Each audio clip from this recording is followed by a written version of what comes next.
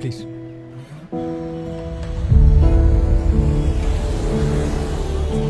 Tight করে বেঁধে দিন। ওদের মধ্যে কে প্রথম দেখেছিস? প্রতিদিন খেলিস এখানে? ভুলে যাচ্ছে ছাড়া অন্য কেউ দেখেছে? জানি না। আর কি কিছু দেখেছিস? না তো। তুই কিছু বলবি? না। কোথায় থাকিস? এই সামনের বাড়িটা বস্তি। কি অবস্থায় ছিল? বয়স কত? ভালো করে 23-24 হবে। কত কি বোঝা যাচ্ছে? সবটাই তো বুঝে গেছে। দেখো নিজে থেকেও পড়ে যেতে পারে। মাঝগঙ্গায় ঝাঁপ দিয়ে ভেসে চলে এসেছে এখানে। একেবারে কিছুই নেই, সব পচে গলে গেছে, মাছি সব খেয়ে নিয়েছে।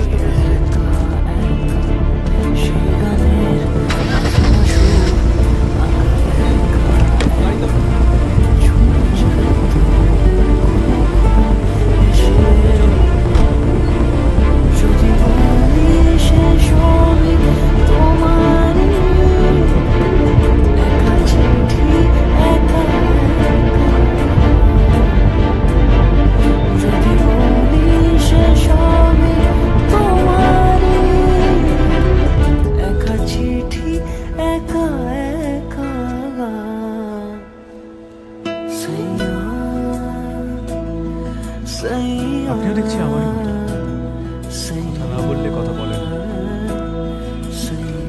বেশ, তাহলে আমিও চুপ করে থাকবো, নীরবতাই ঢেকে দিয়ে যাক নীরবতাকে। আপনি তো খুব সুন্দর কথা বলতে পারেন, আমি পারি না। কেউ কথায় সুন্দর, কেউ রূপে। জানি না। আচ্ছা, আমি তো সব বলে যাচ্ছি, আপনি বলুন। ছবি আঁকতে পারি না, গান গাইতে পারি না, এমনকি ইনস্টাগ্রামে রিলও বানাতে পারি না। পড়াশোনা করতে করতে কবে যে বড় হয়ে গেলাম। ইঞ্জিনিয়ার হয়ে গেলেন, বলুন।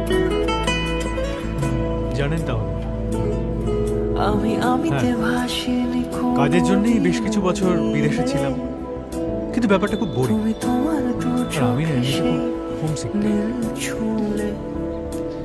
আমার আবার ঘুরতে খুব ভালো। সারা দেশটা যদি একটু ঘুরে ঘুরে থাকা যেত। ওরকম মনে হয়।